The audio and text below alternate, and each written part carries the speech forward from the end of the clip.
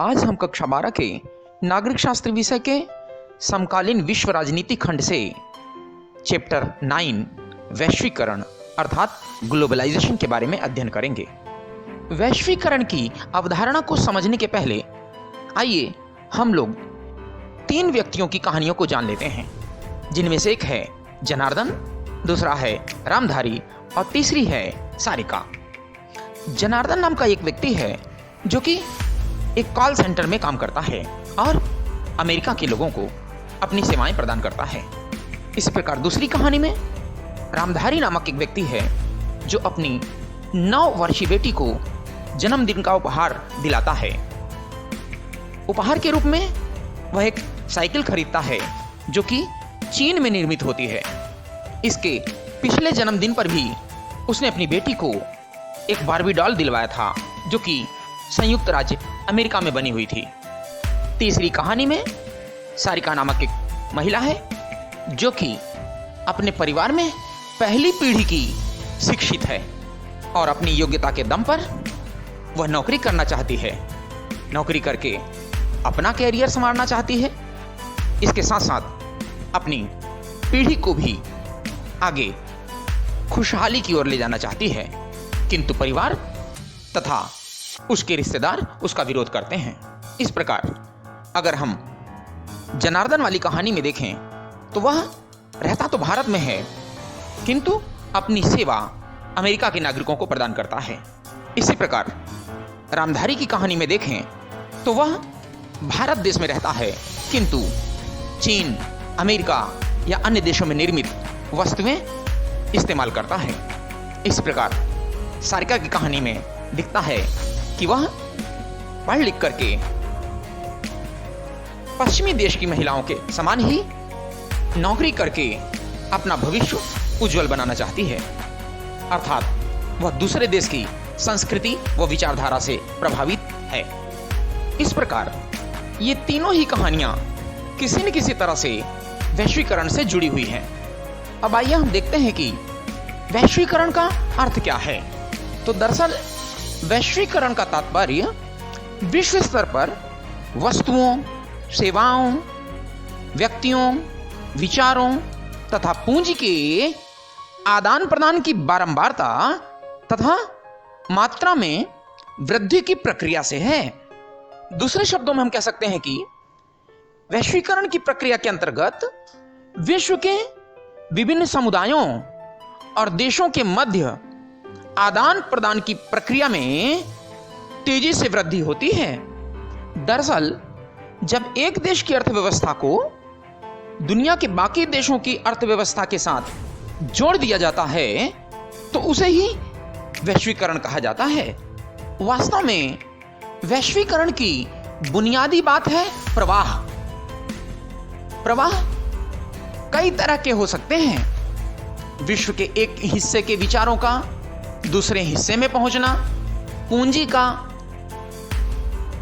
एक से ज्यादा जगहों पर जाना, वस्तुओं का कई कई देशों में पहुंचना और उनका व्यापार तथा बेहतर आजीविका की तलाश में दुनिया के विभिन्न हिस्सों में लोगों की आवाजाही।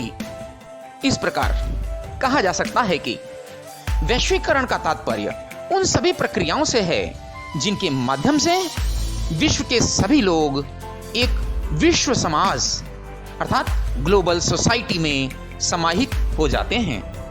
वैश्वीकरण एक बहुआयामी अवधारणा है। इसके मुख्यतः 3 आयाम या 3 पक्ष हैं।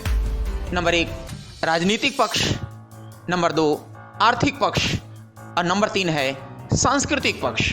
आइए अब हम इनको थोड़ा विस्तार से जान लेते हैं। जहां तक राजनीतिक पक्ष की बात है तो राजनीतिक पक्ष हमें यह बताता है कि पूरी दुनिया में कल्याणकारी राज्य की धारणा अब पुरानी पड़ गई है और इसकी जगह न्यूनतम हस्तक्षेपकारी राज्य ने ले ली है। राज्य अब कुछ एक मुख्य कामों तक ही अपने को सीमित रखता है, जैसे कानून और व्यवस्था को बनाए रखना तथा अपने नागरिकों को सुरक्षा करना।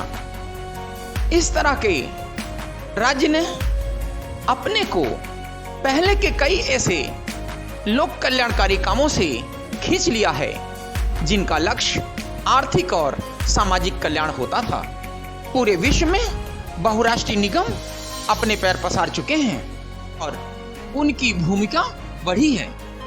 इससे सरकारों के अपने दम पर फैसला करने की क्षमता में कमी आती है, लेकिन कुछ मायनों में वैश्वीकरण के फलस्वरूप राज्य की ताकत में इजाफा भी हुआ है। अब राज्यों के हाथ में अत्याधुनिक प्रौद्योगिकी मौजूद है जिसके बूते राज्य अपने नागरिकों के बारे में सूचनाएं जुटा सकते हैं। इस सूचना के दम पर राज्य ज्यादा कारगर ढंग से काम कर सकते हैं। इस प्रकार नई प्रौद्योगिकी के परिणाम स्वरूप राज्य अब पहले से ज्यादा ताकतवर हैं। आइए अब हम वैश्वीकरण के दूसरे आयाम यानी दूसरे पक्ष अर्थात आर्थिक पक्ष की भी कुछ बात कर लेते हैं। जहां तक आर्थिक पक्ष का सवाल है तो वैश्वीकरण से विकसित देशों तथा विकासशील देशों दोनों को फायदा होता है। जहां एक ओर विकसित देशों को सस्ते सस्ते मजदूर मिल जाते हैं तथा सामान बेचने के लिए बाजार मिल जाता है, वहीं विकासशील देशों को भी इससे बहुत फायदा पहुंचता है। विकासशील देश के लोगों को रोजगार मिल जाता है जिससे गरीबी दूर करने में मदद मिलती है। आर्थिक पक्ष हमें बताता है कि वैश्वीकरण के कारण दुनिया के देशों के बीच वस्तुओं तथा सेवाओं का खुलकर आदान प्रदान होने लगा है। प्रतिबंध कम हो गया है, आयात निर्यात सरल हो गया है। निजीकरण के कारण विदेशी निवेश को भी तेजी से बढ़ावा मिला है। वैश्वीकरण की वजह से प्रतियोगिता बहुत तेजी से बढ़ गई है और कीमतें कम हुई हैं तथा गुणवत्ता में भी तेजी से सुधार आया है, अर्थात कम दाम में अच्छी चीजें आसानी से मिल पाती हैं। अब वैश्वीकरण के तीसरे पक्ष या तीसरे आयाम की बात करें जो कि है सांस्कृतिक पक्ष या सांस्कृतिक आयाम। तो दरअसल वैश्वीकरण से संस्कृति का भी विस्तार हुआ है। वैश्वीकरण के जरिए पश्चिम के देश अपनी संस्कृति को पूरी दुनिया में फैलाने की कोशिश कर रहे हैं, जिससे विकासशील देशों की संस्कृति के लिए खतरा पैदा हो गया है और आज पूरी दुनिया पश्चिमी संस्कृति विशेष रूप से अमेरिका की संस्कृति से प्रभावित है। जैसे ज्यादातर लोग पिज्जा खाने लगे हैं, बर्गर खाने लगे हैं, जींस पहनने लगे हैं। वैश्वीकरण के सांस्कृतिक प्रभावों को देखते हुए इस भय को बल मिलता है कि यह प्रक्रिया विश्व की संस्कृतियों को खतरा उत्पन्न कर देगी। वैश्वीकरण सांस्कृतिक समरूपता ले आता है। सांस्कृतिक समरूपता का यह अर्थ नहीं कि किसी विश्व संस्कृति का उदय हो रहा है। विश्व संस्कृति के नाम पर दरअसल शेष विश्व पर पश्चिमी संस्कृति लादी जा रही है, किंतु वैश्वीकरण के सांस्कृतिक प्रभाव सिर्फ नकारात्मक ही नहीं है, अपितु इसके कुछ सकारात्मक प्रभाव भी हैं। जैसे यदि हमने अमेरिकन संस्कृति का उपयोग करते हुए उनकी नीली जींस को अपनाया है तो अक्सर यह भी देखा जाता है कि अमेरिका के लोग नीली जींस के ऊपर कभी कभी खादी के कुर्ते भी पहनते हैं। इस प्रकार संस्कृतियों के बीच जो तनाव था, जो दूरी थी, वह कम होने लगी है और एक मिलीजुली संस्कृति पैदा होने लगी है। अब आइए हम भारत और वैश्वीकरण की बात करते हैं। भारत पहले ब्रिटेन का जब गुलाम था तो अंग्रेज लोग हमारे देश से कच्चा माल ले जाते थे और वहां से सामान बनाकर पुनः आकर हमारे देश में महंगे दामों में उसे बेच दिया करते थे। अतः आज़ादी हासिल करने के बाद ब्रिटेन के साथ अपने इन अनुभवों से सबक लेते हुए हमने फैसला किया कि अब हम दूसरे देश के साथ कोई संबंध नहीं रखेंगे।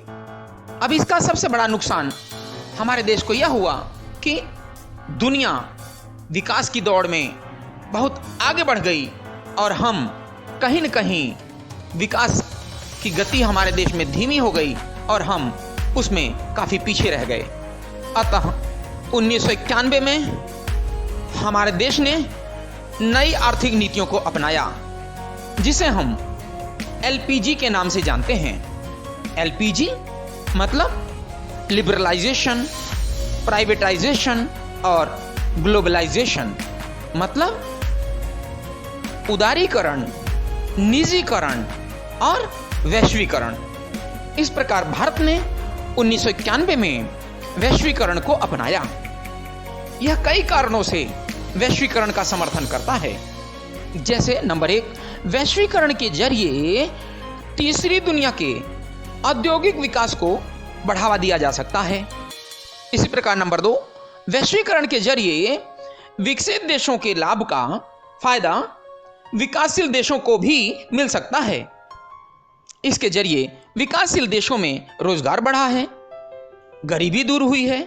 इसी प्रकार नंबर 3, वैश्वीकरण के जरिए प्रतियोगिता बढ़ी है, चीजें ज्यादा बनने लगी हैं जिससे उनकी कीमतें कम हो गई और लोगों को कम कीमत में गुणवत्ता वाली चीज आसानी से मिलने लगी है। वैश्वीकरण के बहुत फायदे हैं, लेकिन आज दुनिया के बहुत सारे देश इसकी आलोचना भी करते हैं। भारत में वैश्वीकरण की आलोचना 2 तरीके के लोग करते हैं, एक दक्षिणपंथी और दूसरे हैं वामपंथी। दक्षिणपंथी वे हैं जो पूंजीवाद का समर्थन करते हैं और वामपंथी वे लोग हैं जो साम्यवाद का समर्थन करते हैं। भारत के अंदर बहुत सारी समाज सेवी संस्थाएं और दक्षिणपंथी लोग टीवी के चैनलों पर विदेशी प्रोग्राम दिखाए जाने के खिलाफ हैं, क्योंकि उनका यह मानना है कि संचार के साधनों के जरिए विकसित देश अपने सांस्कृतिक वर्चस्व को बढ़ावा देते हैं और कभी कभी संचार के साधनों से वे ऐसे दृश्य दिखाते हैं जिन्हें भारत के अंदर अच्छा नहीं समझा जाता है, जिससे भारतीय संस्कृति पर बुरा प्रभाव पड़ता जा रहा है। सबसे ज्यादा बुरा प्रभाव भारतीय युवा लोगों पर पड़ रहा है। वे पश्चिमी सभ्यता से प्रभावित होकर असभ्य आचरण करने लगे हैं, इसलिए बहुत सारे दक्षिणपंथी इसके खिलाफ हैं। अब वामपंथी विचारधारा के समर्थक शुरू से ही वैश्वीकरण के खिलाफ हैं। उनका यह कहना है कि इसका फायदा कम, नुकसान ज्यादा है। वैश्वीकरण के कारण अमीर और अमीर होते जा रहे हैं और गरीब होते जा रहे हैं। गरीबों, मजदूरों, किसानों को वैश्वीकरण का बिल्कुल भी फायदा नहीं मिला है और छोटे छोटे उद्योग ठप पड़ गए हैं और प्रतियोगिता बढ़ने की वजह से मजदूरों के शोषण में तेजी से वृद्धि हुई है। इसलिए वामपंथी विचारधारा के समर्थक शुरू से ही वैश्वीकरण के खिलाफ हैं। अब वैश्वीकरण के फायदे भी हैं और नुकसान भी हैं, तो हम वैश्वीकरण को अपनाएं या न अपनाएं। अगर अपनाते हैं तो समस्या, नहीं अपनाते हैं तो समस्या। क्योंकि अगर वैश्वीकरण नहीं अपनाते हैं तो दुनिया तरक्की करके आगे निकल जाएगी और हम बहुत पीछे रह जाएंगे, और अगर अपनाते हैं तो बाहर की बुराइयां हमारे देश में आ सकती हैं। तो ऐसी दशा में अब हमें जरूरत इस बात की है कि हम अपने देश में ऐसा सिस्टम बनाएं, ऐसी नीतियां बनाएं कि दुनिया की अच्छी चीजों को देश के अंदर लाया जाए और जो बुरी चीजें हैं उन्हें बाहर ही रोक दिया जाए। और इस प्रकार अपनी नीतियों में सूझबूझ से बदलाव करके हम वैश्वीकरण से बहुत ज्यादा फायदा उठा सकते हैं।